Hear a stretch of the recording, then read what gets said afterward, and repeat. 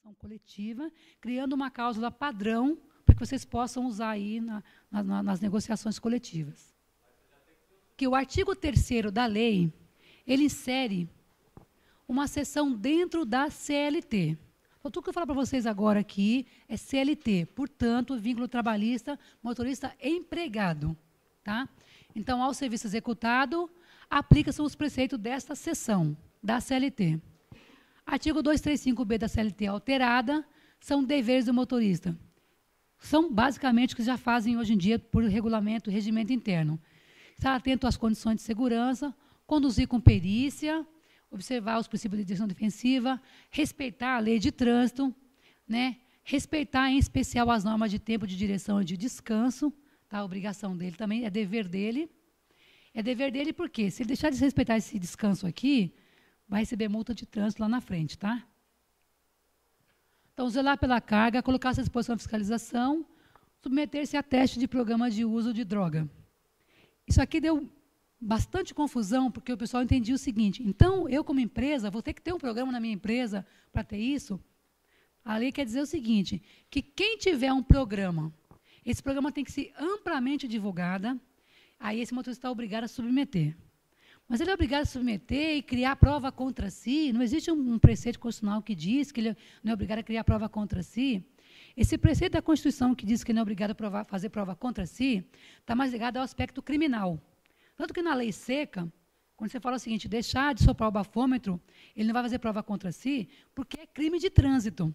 Então, aí, nesse caso, caberia. Aqui não. Seria propor o seguinte, ter um programa, porque se o espírito da lei qual que era?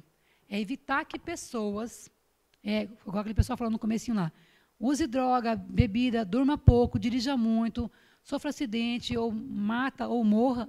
Então, para evitar tudo isso aí, então se justifica você ter um programa interno da empresa. Vale dizer que é a empresa que tiver um programa. Não é que você tem que criar um programa para isso. Tá? Por que isso foi colocado? Porque muitas empresas tinham um programa lá e falavam o seguinte, ó, eu falo para ele soprar o bafômetro antes de ir para a rua, ele fala que não vai soprar. Aí como é que eu faço? Quer dizer, é uma disciplina, porque se não era obrigado, ele ficava dentro da disciplina do regimento interno, não era lei. Embora a gente sabe que, para fins de trabalho, né, a lei, a CLT, a Constituição, a CLT, as convenções coletivas, têm força de lei também os regimentos internos. Mas agora está na lei dizendo, dentro da CLT, dizendo o seguinte, se ele não a submeter, ele vai sofrer infração disciplinar. Qual seja, advertência, suspensão, se remunerar, vai ser, de repente, até por uma justa causa. Mas a proposta era o seguinte, que esse motorista seja avaliado periodicamente, assim, todos os motoristas, não é porque um é fluminense, um é flamenguista, que não pode ser soprar, tá? Então, imagina só vai soprar aqui quem é flamenguista. E aí você vai criar assim, uma diferença, você vai criar uma discriminação que não pode, tá? Então, a ideia desse processo era o seguinte, ter um programa, o programa ser amplamente divulgado, e aí todos têm que submeter a ele. Então, se é periódico, se é mensal, se é dando sangue, ou saliva, ou urina, quem vai definir é a empresa. Então, isso já foi, porque aconteceu o seguinte, o MP, quando viu isso, falou, isso aqui é inconstitucional. Aí, na época, o pessoal levou uma resolução da ANAC, que a ANAC dizia o seguinte, todos os trabalhadores em aviação, todos, tem que submeter a exame periódico, ceder no sangue, lá alguma coisa para fazer exame, tal. E essa resolução está há anos valendo, o pessoal aplica e ninguém alegou inconstitucionalidade.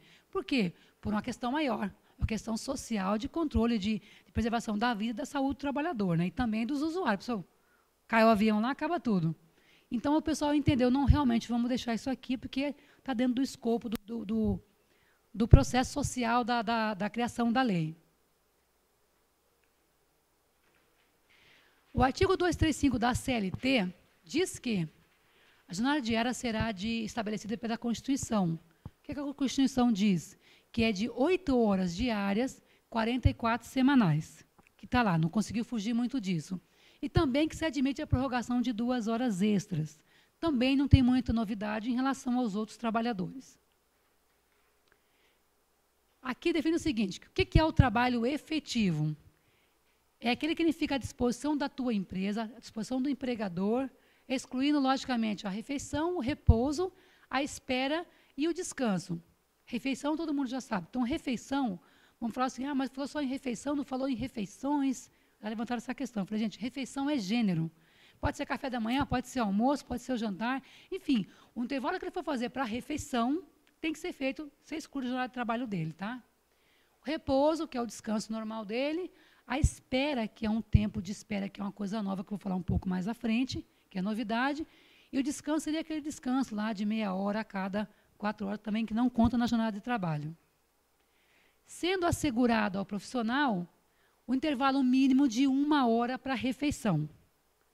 E também o intervalo, o repouso, que é o descanso de dormir, né? Dormir ou sair da empresa, de 11 horas a cada 24 horas e descanso semanal de 35 horas. Ou seja, ele vai ter que descansar, pelo menos na hora do almoço ou do jantar, é no mínimo 1 hora. E entre a parte da manhã, entre o começo e fim da jornada, tem que descansar 1 hora. Entre uma jornada e outra, tem que descansar 11 horas. Tá? E também o descanso semanal de 35 horas. As horas extraordinárias aqui, pela regra da lei, é aquela pela Constituição Federal, ou seja, aplicada 50% a mais, desde que não haja também outras pelo acordo de convenção coletiva. Também, logicamente, nunca pode reduzir o que está na Constituição. Tá? Então, é 50, 60, 70 ou 100, mas nunca menos está na Constituição. Então, ele fala o seguinte, que a hora de trabalho noturno vai ter que se aplicar o disposto no 7.3 da CLT. O que vale dizer isso? Que a hora noturna, das 22 até as 5 da manhã, será de 52 minutos e meio e aplicar adicional de 20%. Então, não tem como falar assim, mas está na lei agora, isso aqui não teve como tirar, o pessoal queria colocar, porque queriam colocar penosidade. Penosidade, acho que era 50% ou mais. Aí conseguiu negociar, ficou aqui, que é a regra geral. Todo mundo hoje que trabalha à noite, não tem muita novidade.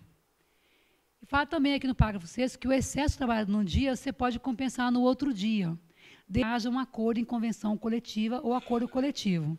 Então, se eu trabalhei um pouco mais hoje, dependendo da minha situação, eu vou dizer, pela minha operação, eu tenho que exceder, por exemplo, a minha jornada, as 2 horas e mais algumas. Por exemplo, eu posso compensar no dia seguinte pela compensação e pelo banco de horas.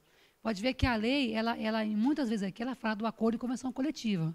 Então, ou seja, naquelas operações em que a regra geral não se aplicar, você pode fazer um acordo coletivo.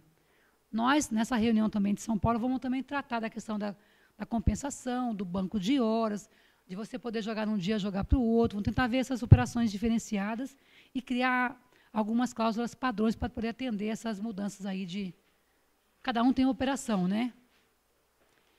Aqui é o tal do tempo de espera. Por que foi criado o tempo de espera? Muitas empresas reclamavam que assim, como não tinha jornada de trabalho, você usava o artigo 621 da CLT, então é o seguinte, eu pagava para ele hora extra fixa e aí está tudo certo, ia embora. Só que numa reclamação trabalhista, você pagava para ele as horas normais, as horas extras e tudo o resto era hora extra. Hora extra legal, horas extras ilegais, porque a lei sempre determinou, pela própria Constituição, você nunca pode trabalhar mais que 2 horas. Então, a ideia é criar um tempo de espera para que ele fosse uma extensão da jornada, mas que não fosse hora extra. Então, você conta assim, o que são tempo de espera?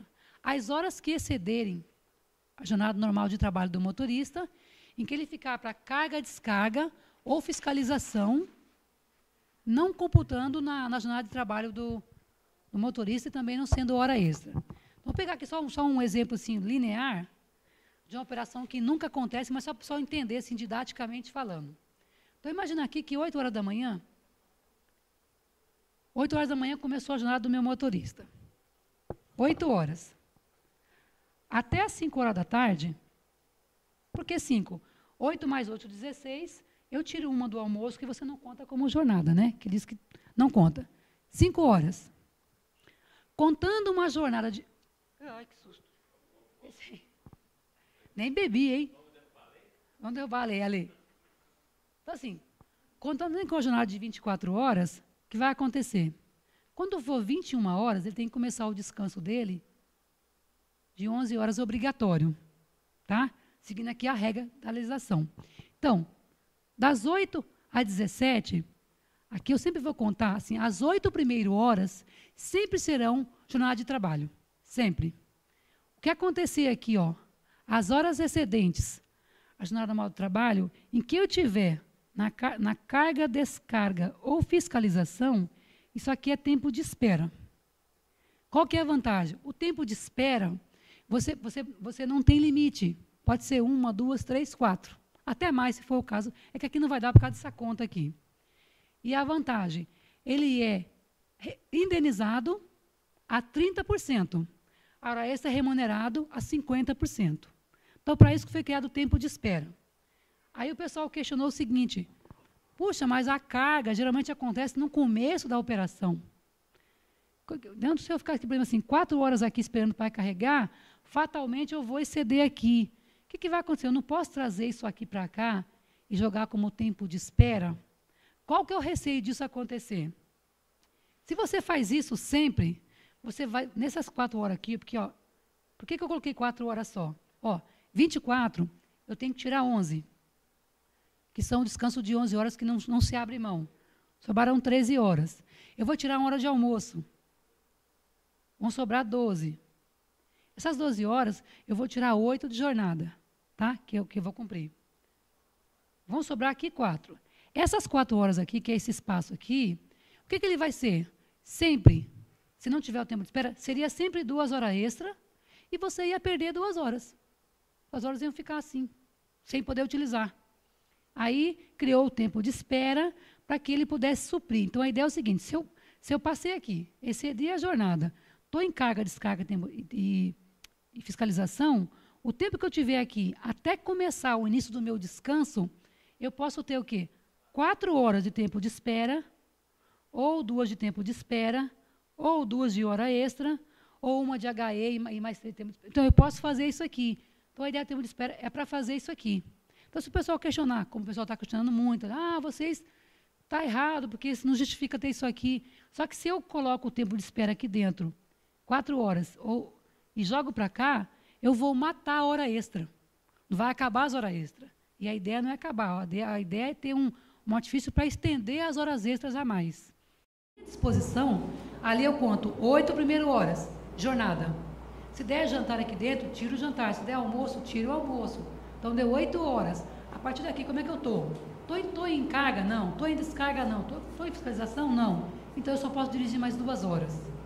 É que acontece, eu tenho que entrar no repouso de descanso. Logicamente, que existe o artigo 61 da CLT que diz, no caso de situação de necessidade imperiosa, eu posso exceder a minha jornada. Então, imagina que você tem uma situação, uma operação de transporte, que é muito diferenciada. Você fala o seguinte, ó, dirigi 8 horas, aí eu fiz mais 2 tempos de espera, mais 2 horas extras. Então, já cheguei, por exemplo, já cheguei em 12, né? 12, que é o 5 que a gente mais ou menos queria chegar. Só que eu preciso dirigir mais 2, porque, por causa do tipo da carga, por causa de situações lá. Porque, ó, PGR não é situação imperiosa, tá? Vai ter que rever, todo mundo vai ter que rever. Você vai chamar o embarcador, chamar o pessoal de fiscalização, o pessoal de seguros, porque PGR não é imperioso. Ele é imposto pela relação mercadológica. Então, é o seguinte, imaginar que tem uma situação, sei lá, um transporte com uma pessoa numa situação muito complicada lá, que está doente, tem que, no caso do passageiro, por exemplo, tem que dirigir até tal lugar para atender aquela pessoa, questão de vida ou morta, ele pode estender, sim, a jornada de trabalho dele pelo tempo que for necessário. O próprio artigo 61 da CLT já define isso aí. Então, sabendo usar direitinho, você quase dirige mais ou menos 12 horas por dia, tá?